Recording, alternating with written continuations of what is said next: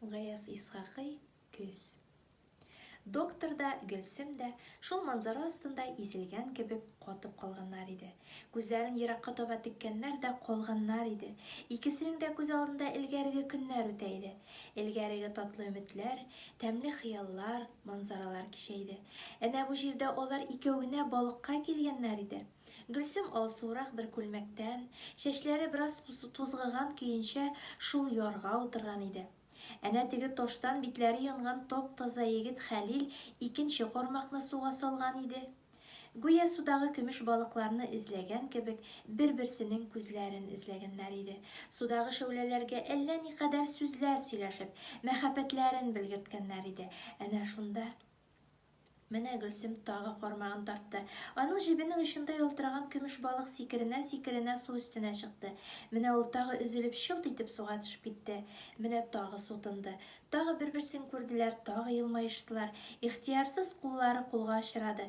Хәлилнең кайнар кулы эченә Гөлсемнең суык кулы кереп, суыктан җылына башлады. Бер-берсенә карадылар.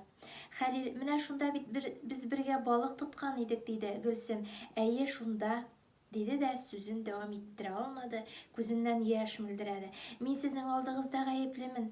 Ул вакытта сезгә каршы эшләнгән начарлыкларга катышым булмаса да, сезне яклап бер эш эшли алмадым. Гафу итегез, көчем булмады. Менә шуның җәзасын күрәм, диде. Үзе үксеп йыгыларга тотынды. Хәлил аның биленнән алды, башын үзенең иңсәсенә куйды. Балаларны сөйгән кебек аның башын, чәчен сыйпады. Гөлсем әллә нидән качкан кебек аның кочагына кергәннән керде. Әллә нинди зур бәләдән сыенган кебек янашканнан янашты. Аның кайнар сулышы Хәлилнең битенә бәрелде. Аның йөрәк тибүе Хәлилнең колагына ишетелде. Ул юешләнгән керфекләр арасыннан йөзенә моңланып карый торган Гөлсемне йомшак кына иягеннән тотты. Акрын гына иттереп битен бөрде. Бит-биткә тиде. Авыз-авызга очрашты. Бердән урман җанланды. Анда да, монда да балалар кычкыра башлады. Гөлсем балаларының йыгылаган тавыш берлә әни дип акырулары, Хәлил балаларының әти, син кая дип аваз бирүләре буларны уятты. Бердән берсе читкә киттеләр. Берни аңламаган кебек берсенә берсе карашып тордылар. Менә ау дигән Нәфисәнең ерактан эзләгән тавышы килде.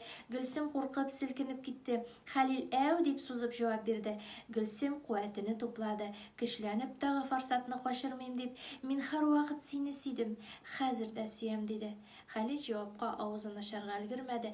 Балалар өеме килеп чыгып, кайберләре аталарына, кайберләре аналарына сарылдылар. Йылан күрдек, йылан дип сөйләргә тотындылар. Хәлил Гөлсемнең күзенә бик мәгънәле иттереп карады. Балаларны күздән кичерде. Инде көз булды, Гөлсем туташ, көз. Һәр агачның җимеше пеште. Миләшнеке миләшчә, алманыкы алмача, диде. Күзенә яшь тыгылды. Шуны куәтләгән кебек урман өстеннән бер җил үтте. Агач ботаклары бер-берсенә бәрелде. Бик күп сары яфрак Гөлсемне каплады.